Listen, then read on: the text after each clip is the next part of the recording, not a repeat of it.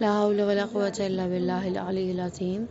أعوذ بالله من الشيطان اللعين الرجيم. بسم الله الرحمن الرحيم. رب اشرح لي صدري ويسر لي أمري واحلل عقدة من لساني يفقهوا قولي.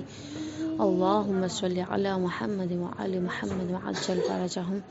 قرآن عزیزان، السلام علیکم ورحمۃ اللہ وبرکاتہ۔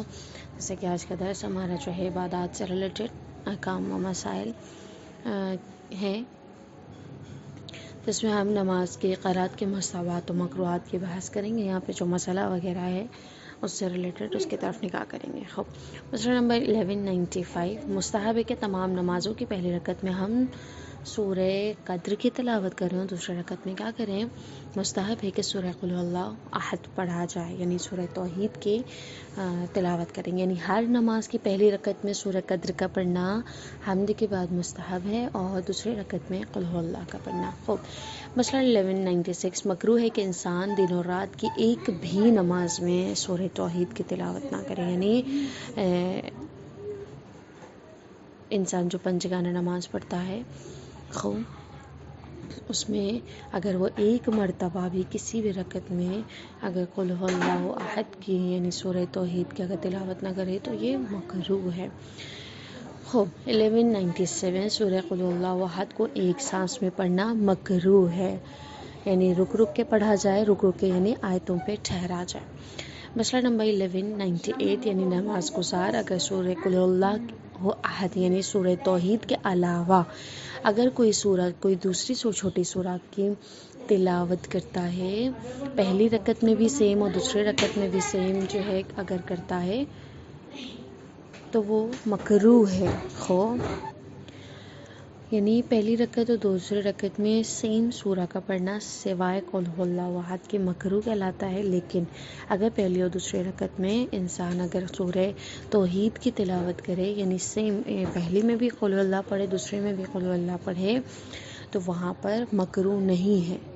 لیکن اگر اس حالت میں کہ اگر دونوں رکعت میں سیم سورہ پڑھتا ہے، یعنی قل هو اللہ احد کے علاوہ کوئی دوسری چھوٹی سورہ دونوں رکعت میں ریپیٹ کر رہا ہے تو کراہت تو رکھتا ہے، یعنی مکروہ ہو جائے گی، لیکن اس کی نماز کا حکم کیا ہے؟ صحیح ہے، اس کی نماز باطل نہیں ہوگی۔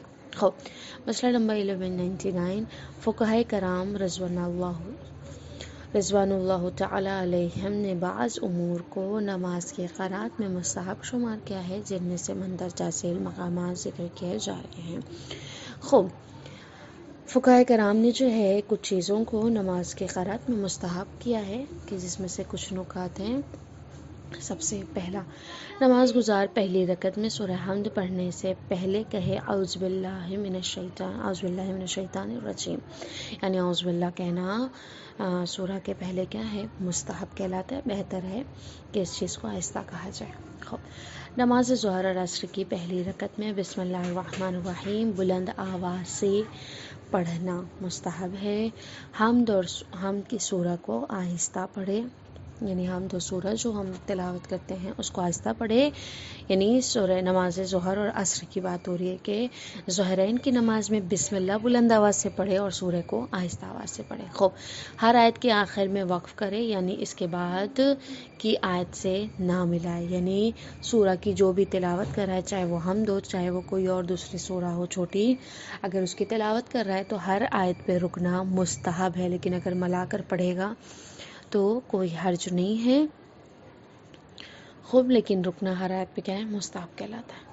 حمد سورہ پڑھتے وقت آیت کے معنی کی طرف توجہ دے، یعنی جتنا بھی انسان کے علم میں ہے اگر اس کا معنی جانتا ہے، اس کا مفہوم جانتا ہے، تو جب وہ تلاوت کرتا ہے وہ عربی پڑھ رہا ہوتا ہے تو اس کے معنی کی طرف بھی اس کو توجہ دینی چاہیے۔ اگر نماز کو جماعت سے پڑھ رہا ہے تو امام کی سورہ حمد ختم ہونے کے بعد، اور اگر فرادہ پڑھ رہا ہے تو سورہ حمد ختم ہونے کے بعد کہے الحمدللہ رب العالمین، یہ مستحب ہے۔ اگر جماعت سے پڑھ رہا ہے یا فرادہ پڑھ رہا ہے تو بھی سورہ حمد ختم ہونے کے بعد کیا کہے الحمدللہ رب العالمین۔ سورہ قل اللہ احد پڑھنے کے بعد ایک یا دو یا 3 مرتبہ کذالک اللہ ربی یا کذالک اللہ ربنا کہنا مستحب ہے۔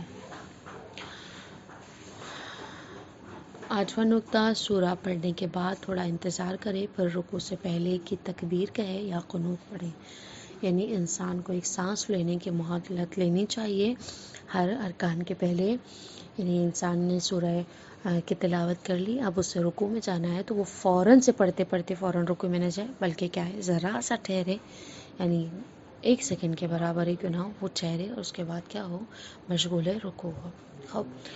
9वां नुक्ता ये कि जो शख्स हमद और सूरा और नमाज के दूसरे अस्कार को पढ़ रहा है, यानी मुकम्मल नमाज नहीं पढ़ रहा है, मुस्तहब है कि ऐसी जगह नमाज पढ़े जहाँ अपनी आवाज़ को सुने और शोर व गुल या हवा चलने की जगह पर नमाज पढ़ने से परहेज़ किया जाए। कह रहे हैं कि अगर कोई शख्स सूरा की यानी नमाज के दूसरे अस्कार को पढ़ रहा है, ज़िक्र कर रहा है, यानी मुकम्मल नमाज नहीं पढ़ रहा बल्कि क्या है सिर्फ ज़िक्र कर रहा है, यानी सूरह हमद पढ़ रहा है या सूरा या नमाज के दूसरे ज़िक्र कर रहा है, तो मुस्तहब है कि वो ऐसी जगह पर पढ़ें जहाँ पर खामोशी हो, अपनी आवाज़ वो खुद सुन सके, यानी शोरगुल और रश वगैरह की जगह से क्या करे, परहेज़ करे। हत्ता अगर हवा भी तेज़ चल रही है तो उस जगह पर भी वो अपने अमल को अंजाम ना दे। खूब। नमाज के ज़िक्र के बारे में कि नमाज के वाजिबात में से एक ज़िक्र है और नमाज के अस्कार में से ज़िक्र तकबीरतुल अहराम रुक्न है, या दूसरे अस्कार जैसे क़रात, तशहुद, सलाम, ज़िक्र सजदा वगैरह रुक्न वगैरह वगैरह क्या है, रुक्न नहीं है। खूब। यानी तकबीरतुल अहराम क्या है, रुक्न नमाज में से है। नमाज के जो वाजिबात हैं, ठीक है, नमाज के कुछ वाजिबात हैं और कुछ रुक्न हैं, इसे डिवाइड किया गया है, ठीक है। रुक्न एक अलग चीज़ है, वाजिबात एक अलग चीज़ है, ठीक है ना। तो नमाज के वाजिबात में से एक वाजिब चीज़ क्या है, ज़िक्र करना। ज़िक्र यानी ज़िक्र में हमारी बहुत सारी चीज़ें आती हैं, मसलन क़रात करना, तशहुद की जो ज़िक्र है हमारा, जो सलाम हम पढ़ते हैं, जो सजदा वगैरह में कहते हैं हम, जो ज़िक्र करते हैं वो ज़िक्र है, ठीक है, वो वाजिब है।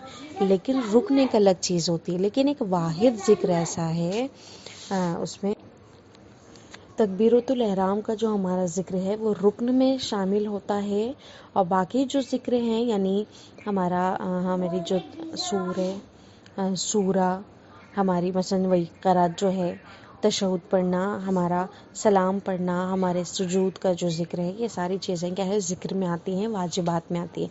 लेकिन वाहिद ज़िक्र एक ऐसा है जो तकबीरतुल एहराम यानी अल्लाहु अकबर जो हम कहते हैं, खूब, सबसे पहला जो तकबीर हम कहते हैं उसका जो ज़िक्र है वो रुक्न में आता है, ठीक है, शुमार होता है। यानी मसला नंबर 1200। खूब। जिस वक्त इंसान नमाज में तकबीरतुल अहराम, क़िरात यानी हम्द और सूरा जो पढ़ता है, तस्बीहातुल अरबा, रुकू और सुजूद का वाजिब ज़िक्र या नमाज के दूसरे वाजिब अस्कार के कहने में मसरूफ़ हो, ज़रूरी है कि उसका बदन हरकत ना करे, और अगर थोड़ा आगे या पीछे होना चाहे या बदन को दाएं या बाईं तरफ हरकत देना चाहे तो इस वक्त कुछ ना पड़े। खूब। इंसान जब ज़िक्र करना शुरू करता है, यानी नमाज के जो ज़िक्र पढ़ रहा है वो मसलन सूरा पढ़ रहा है या दरहाले रुकू में है, रुकू का ज़िक्र पढ़ रहा है या तकबीरतुल एहराम कह रहा है, यानी कोई भी चीज़ों का इंसान जब नमाज पढ़ रहा है तो उसके लिए ज़रूरी है कि अपने जिस्म को क्या करे, आराम रखे, अपने बदन को आराम रखे। लेकिन अगर इंसान, क्योंकि इंसान है वो हिलेगा डुलेगा, कभी ऐसा हुआ कि वो आगे पीछे या अपना हाथ उठाना चाहता है या अपनी चादर सही करना चाहता है या अपना लिबास सही करना चाहता है, और अगर वो ये काम कर रहा है ज़रा सी अगर दायां बानी जानिब हो रहा है तो वो क्या करे, अपने ज़िक्र को रोके, उसके बाद हरकत करे और दोबारा से ज़िक्र को कंटिन्यू करे। ज़िक्र की हालत में अपने बदन को हरकत देना क्या है, खूब, यहाँ पे हरकत नहीं देनी है, खूब, बिना हरकत के हमें क्या करना है, ज़िक्र पढ़ना है। मसला नंबर 1201। अगर नमाज के मुस्तहब अज़कार नमाज में जो कुछ वारिद हुआ है इस कस्द से पढ़े तो एहतियात लाजिम के बिना पर हरकत ना करें, और अगर बदन के हरकत करने की हालत में मुस्तहब ज़िक्र पढ़े, मसलन रुकू या सजदे में जाते वक्त तकबीर कहे, चुनांचे ज़िक्र की नीयत से जो नमाज में दस्तूर दिया गया है पढ़े, तो वो ज़िक्र सही نہیں ہے، لیکن خود نماز صحیح ہے اور بدن کا حرکت کرنا نماز کے باطل ہونے کا سبب نہیں بنے گا، البتہ بحول اللہ و قوت سے آپ مواقع کے کھڑے ہوتے وقت کہے گا، ٹھیک ہے نا۔ اب جو اذکار مستحب ہیں، خوب مثلاً ہم نے سورہ کی تلاوت کی، مثلا حمد و سورہ کی تلاوت کی، اب ہم چاہ رہے ہیں کہ ہم رکوع میں جائیں، تو رکوع میں جانے کے پہلے جو ہم کہتے ہیں اللہ اکبر، تو یہ اللہ اکبر کیا ہے؟ مستحب ذکر ہے، ٹھیک ہے، واجب ذکر نہیں ہے۔ واجب ذکر ہمارا کون سا تھا؟ تکبیرۃ الاحرام تھا، سورہ اور حمد تھا، حمد و سورہ تھا۔ واجب ذکر ہمارا رکوع میں ہوتا ہے، واجب ذکر ہمارا سجدے میں ہوتا ہے، تشہد و سلام، ٹھیک ہے نا، یہ واجب ذکر ہے۔ اس کے علاوہ جو میں نے ابھی پہلے آپ لوگوں کو بتایا کہ مثلا سورہ حمد کے بعد الحمدللہ کہنا، سورہ شروع ہونے سے پہلے اعوذ باللہ کہنا، یہ سب مستحب ذکر ہیں، ٹھیک ہے نا۔ کہہ رہے ہیں کہ اگر وہ مستحب ذکر کو کہہ رہا ہے نماز گزار، لیکن اگر بدن کو اپنی حرکت دیتا ہے تو احتیاط لازم کے بنا پر کیا احتیاط مثلا جو حرکت تکبیر کہہ رہا ہے، مثلا اگر رکوع میں جانے سے پہلے تکبیر کہنے لگا، یا حمد کے پہلے کیا ہے، اس نے کیا کیا، سورہ حمد سے پہلے اس نے کیا کیا، اعوذ باللہ کہا، ٹھیک ہے نا۔ اب جب یہ مستحب ذکر اس نے کرنے لگا تو اب یہ کیا کرے گا؟ اگر اس نے بدن کو مطلب احتیاط لازم کے بنا پر وہ کیا کرے؟ حرکت نہ کرے، لیکن اگر ایسا کر لیتا ہے تو وہ جو مستحب ذکر اس نے انجام دیا ہے وہ صحیح نہیں ہوگا، لیکن نماز اس کی صحیح ہے، یعنی وہ جو مستحب ذکر اس نے کیا وہ صحیح نہیں ہے، وہ شمار نہیں ہوگا، لیکن ایک ذکر جو ہے مستحب بحول اللہ و قوت سے اقوم وقعود، یہ جو ذکر ہے وہ حرکت میں ہی ہوتا ہے، کیونکہ ہم اس سے جب سجدے سے کھڑے ہوتے ہیں تو ہم جب کھڑے ہونے لگتے ہیں حمد و سورہ کی تلاوت کرنے کے لیے دوسرے رکعت شروع کرنی ہے، وہ ہم حرکت میں پڑھتے ہیں، اس میں کوئی مسئلہ نہیں ہے، اسے اسی حال میں پڑھنا ہے۔ خوب مسئلہ نمبر 1202، ہاتھ اور انگلیوں کو حمد و سورہ تسبیحات اربعہ تشہد و سلام پڑھتے وقت حرکت دینا حرج نہیں رکھتا، اگرچہ احتیاط مستحب ہے کہ ان کو بھی حرکت نہ دے، ٹھیک ہے، احتیاط مستحب کے بنا پر وہ انگلیوں کو بھی حرکت نہ دے، ہاتھوں کو بھی، لیکن بہتر ہے کہ انسان کیا ہے؟ اپنے بدن کو ساکن رکھے۔ خوب مسئلہ نمبر 1203، انسان پر لازم ہے کہ صحیح عربی میں نماز پڑھے، اور حکم حمد سورہ سے مخصوص نہیں ہے، بلکہ نماز کے واجب اذکار جیسے تسبیحات اربعہ، ذکر رکوع سجدہ، تشہد السلام بھی شامل کرے گا، ٹھیک ہے نا۔ ان سب میں جب انسان ذکر کر رہا ہے تو اپنی عربیہ کو جتنا ہو سکے انسان کے اوپر لازم ہے کہ وہ صحیح عربی کا استعمال کرے۔ مسئلہ نمبر 1204، نماز گزار پر لازم ہے کہ ان حروف کے تلفظ کے بارے میں جن کا فارسی یا اردو تلفظ عربی سے فرق رکھتا ہے، اس کے غلط تلفظ معنی میں تبدیلی کا باعث ہو جائے، وقت کرے کہ دقت کرے کہ ان کو صحیح عربی میں تلفظ کرے، یا نوع حرف ہیں جو مندرجہ ذیل ہیں، صاد ضاد طا ظا عین غین حا ذال ثا، لیکن وہ حروف جن کا تلفظ عربی یا فارسی میں زبان سے مشترک یا مندرجہ ذیل ہیں، را، الف، با، تا، جیم، ہا، دال، را، زا، سین، چین، فا، قاف، کاف، لام، میم، نون، واو، ہا، یا، چنانچہ نماز گزار ان حروف کو فارسی یا اردو زبان میں تلفظ کرے کافی ہے، اگرچہ اس کا فصیح عربی میں تلفظ کرنا زیادہ مناسب ہے۔ خوب خلاصتاً یہ کہ کچھ الفاظ جو ہیں عربی، فارسی، اردو کے جو الف با کے حروف ہیں ہمارے، کچھ جو چیزیں ہیں ان میں کامن ہیں، اور کچھ حروف جو ہیں وہ الگ ہیں، خوب عربی، فارسی اور اردو کے، ٹھیک ہے نا۔ لیکن کہہ رہے ہیں کہ جب انسان نماز گزار پر لازم یہ ہے کہ ان حروف کو جس طرح سے عربی میں پڑھا جاتا ہے اسی طرح سے کیا کرے؟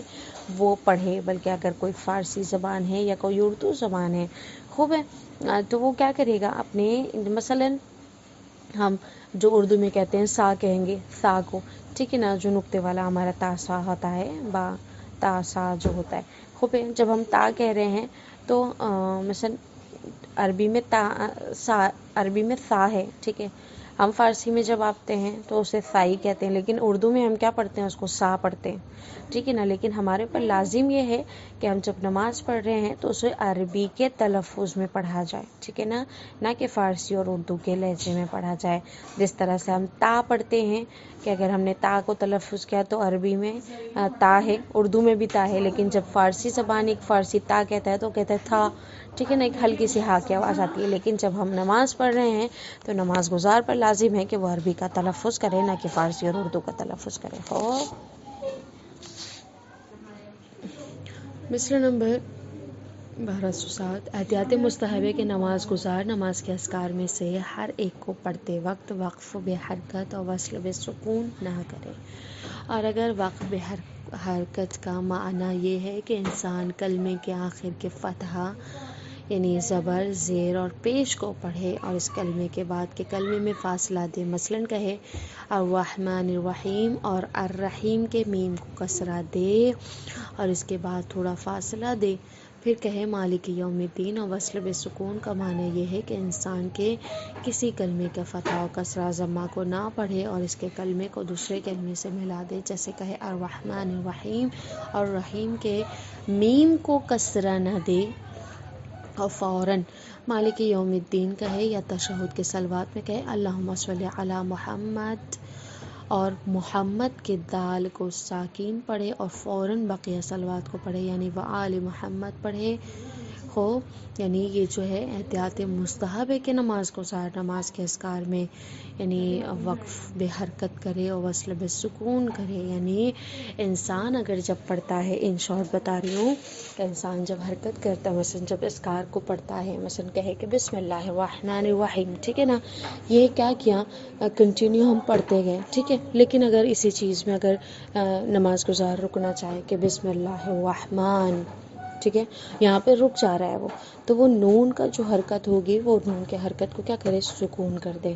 ٹھیک ہے، اب یہاں پہ پڑھا. اب جو وہ دوسری بسم اللہ کے دوسرے اذکار یعنی آگے کا ذکر کرنا چاہتا ہے تو وہ اس طرح سے ہی پڑھے گا. مثلا ہم کہہ رہے ہیں کہ بسم اللہ الرحمن الرحیم پڑھتے ہیں تو یہ وصل کرتے ہیں، ملاتے ہوئے پڑھتے ہیں، اس لیے الرحمن الرحیم کے نون کا جو کسرہ ہے، نون کا جو زیر ہے، اس کو جا کے رحیم میں ملا دیتے ہیں. لیکن اگر یہیں پر ہم پڑھ رہے ہیں، جب ہم رک رہے ہیں یہاں پہ بسم اللہ الرحمن نر نہیں پڑھیں گے اب، ٹھیک ہے نا، بسم اللہ الرحمن، اب رک رہے ہیں، اب پڑھ رہے ہیں تو الرحیم، ٹھیک ہے نا. اس طرح سے یہاں ہم کہیں کہ صلوات پڑھتے ہیں، جس طرح سے ہم تشہد میں صلوات پڑھتے ہیں کہ اللہم صلی علی محمد و آل محمد، ٹھیک ہے نا.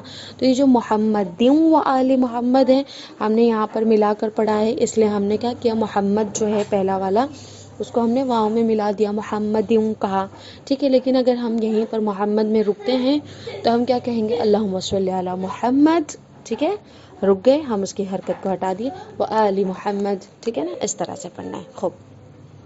مسئلہ نمبر 1209. اگر انسان کی کسی واجب اذکار کے کسی کلمے کو جیسے سیکھا ہے صحیح سمجھے اور نماز میں اسی طرح پڑھے اور بعد میں متوجہ ہو کہ غلط پڑھا ہے، اگر صحیح تلفظ کے سیکھنے میں کوتاہی نہ کی ہو تو دوبارہ نماز پڑھنا ضروری نہیں ہے.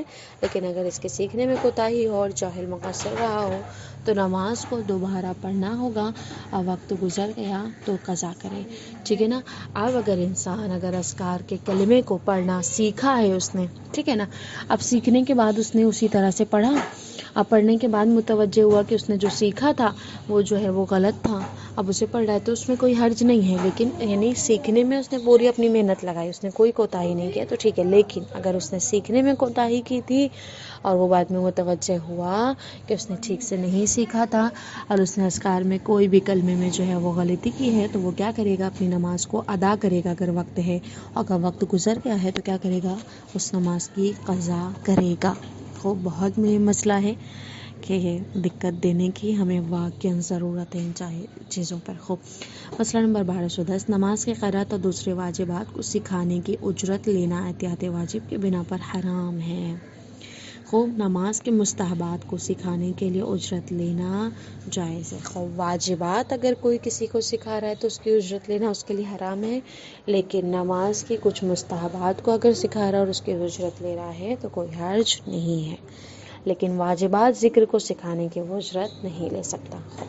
مسئلہ نمبر 1210. نماز کی قرأت اور دوسرے واجبات کو سکھانے کی اجرت لینا احتیاط واجب کی بنا پر حرام ہے، لیکن نماز کے مستحبات کو سکھانے کے لیے اجرت لینا جائز ہے. خوب. یہی چیز کہ قرأت کے دوسری واجبات کو سکھانے کے لیے پہلے اذکار کے بارے میں بات ہو رہی تھی، اب یہاں پر واجب قرأت کے یعنی قرأت کے لیے ہو رہی ہے.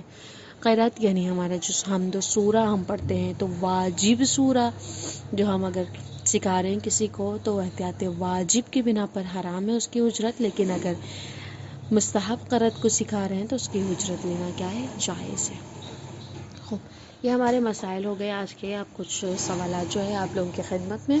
سب سے پہلا سوال کہ ہم تمام نماز کی پہلی رکعت میں سورہ قدر کی تلاوت کرنا مکروہ ہے یا مستحب؟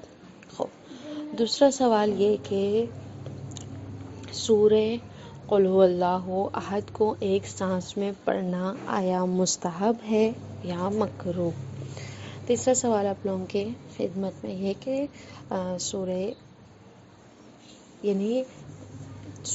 حمد کے پہلے، یعنی سورہ حمد کے پہلے یا کسی بھی سورہ کے پہلے اگر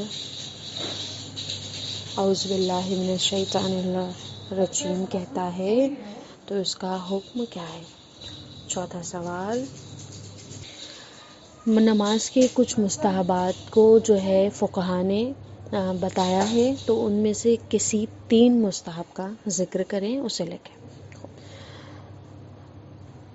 آخری سوال آپ لوگوں کی خدمت میں ہے کہ نماز کے جو ذکر کے بارے میں بتایا گیا ہے کہ جو ذکر نماز میں ہے ان میں سے کون سا ذکر رکن شمار ہوتا ہے؟